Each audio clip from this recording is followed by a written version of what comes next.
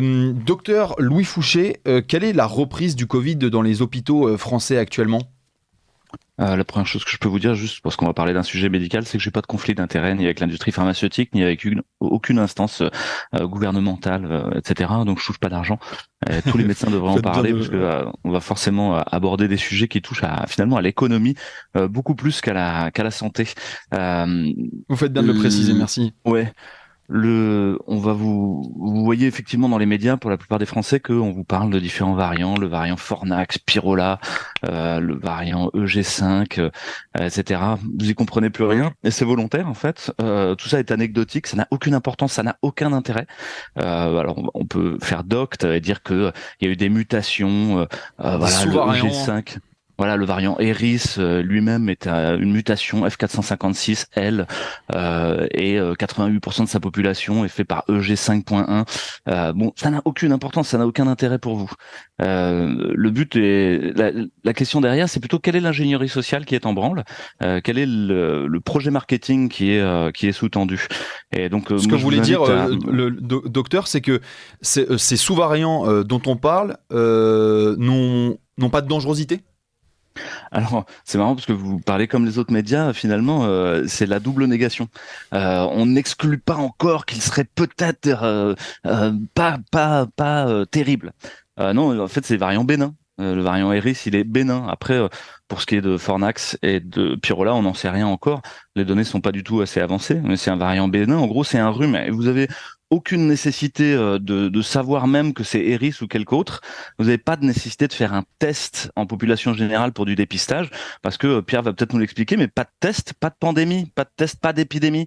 Et donc, si c'est un rhume, bah c'est un rhume. Si jamais vous avez quelque chose d'un peu plus grave, bah là, il y aura un test pour essayer de comprendre ce que vous avez, mais ce sera sûrement pas un test de dépistage en population générale ou pour aller au ciné ou pour prendre l'avion ou pour prendre le train, etc. Ça, c'est non. C'est non, vous devez refuser, ne pas faire ces tests-là. Parce que plus vous faites ces tests à la con qui servent à rien pour la rentrée et reprendre le travail, plus on va vous dire bah, il y a une épidémie, alors qu'en fait il n'y en a pas.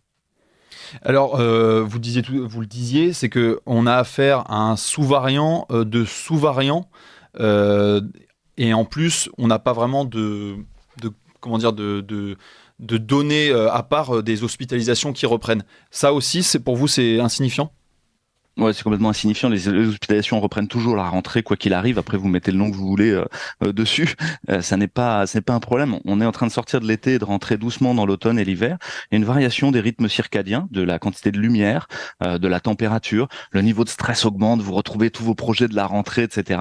Vous êtes déjà rincé par un boulot où vous étiez en burn-out avant les vacances, puis vous devez y retourner. En fait, tout ça favorise les infections hivernales respiratoires. Ça peut être des infections hautes, comme un rhume, une rhinopharyngite, une laryngite, etc., ou des infections respiratoires basses, plus souvent plus tard dans l'hiver, ce qu'on appelle des pneumonies. Quel est l'agent infectieux en cause? La plupart du temps, il est viral. On peut l'appeler rhinovirus, coronavirus, influenza, etc. Ça n'a pas beaucoup d'importance. Par contre, vous pouvez vous préparer à l'hiver. Et ça, c'est le message que je pourrais dire à vos auditeurs. C'est qu'au fond, il y a de très nombreuses façons de d'éviter de tomber malade, et notamment je, vous retrouverez ce qu'on appelle le traitement ambulatoire précoce sur le site du Conseil scientifique indépendant dont je suis un contributeur. Je ferai pas la promotion d'aucun médicament parce que sinon je serais on va me taper dessus à l'ordre des médecins. Mais il y a des choses qui sont très connues, notamment le fait de se recharger en vitamine D3. Même l'Académie de médecine l'a dit, en zinc, en vitamine C, etc. De reprendre un rythme où vous faites du sport, vous avez des interactions sociales denses et riches. Puis après, ne vous trompez pas de priorité. La priorité, c'est pas Eris, c'est pas Pyrola, etc. C'est plutôt le fait qu'il y a toujours, aujourd'hui, dans nos supermarchés, des plexiglas qui ne servent à rien, qui ne servent à rien. Et ça, c'est un problème. C'est-à-dire notre société est traumatisée. Il y a toujours des gens, des pauvres gens au fond, qu'il faut plutôt plaindre, qui portent un masque aujourd'hui dans les transports, etc. Ils ont besoin d'aide. Ils ont besoin de les aider pour les traumatismes. Vous avez énormément de gens qui sont victimes des effets secondaires des vaccins, enfin des injections expérimentales anti-Covid. Et donc, ceux-là, ils doivent être aidés. Et c'est un devoir des médecins au niveau déontologique que d'aider les victimes d'erreurs médicamenteuses ou d'effets secondaires médicamenteux à pouvoir prétendre à réparation du dommage. Alors, Pierre Chaillot, je me tourne vers vous. Vous avez sans doute entendu le ministre de la Santé, Aurélien Rousseau, qui parlait du masque qu'il fallait porter, même hors période Covid. Qu'est-ce que vous pensez de cela ? Écoutez, de la part d'un politique, il n'y a rien d'étonnant, puisqu'ils passent leur vie à porter des masques, d'une certaine manière.